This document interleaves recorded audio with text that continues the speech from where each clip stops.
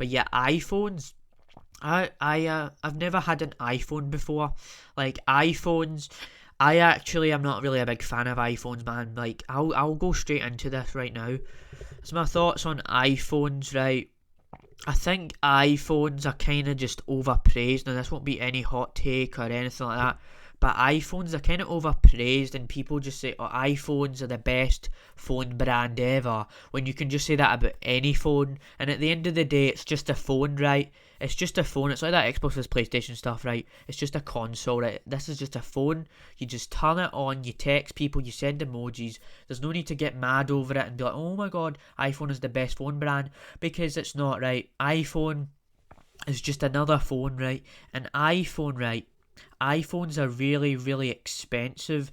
Like, I'm not even joking right now. Like, iPhones are so expensive. Like, in New Zealand, right? I'm pretty sure it costed about.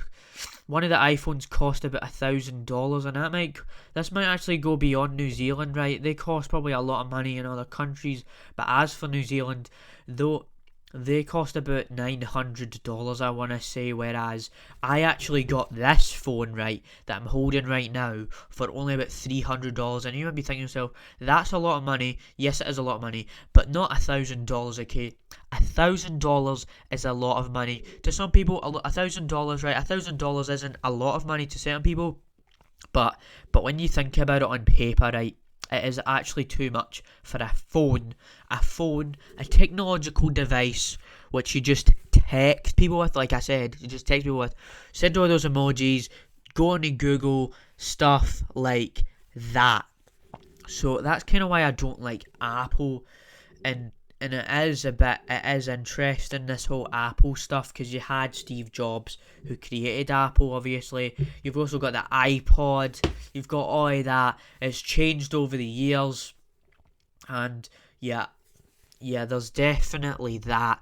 And I guess Google as well, right? I think Apple and Google, they're connected in certain ways, right? They just have these connections so that they can produce that kind of thing to make more products, stuff like that.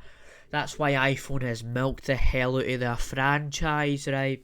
It's like with those movies where they have 10 of them or 8 of them or whatever, just milking it out, making so much of the same product, because that's honestly what iPhones are like, right?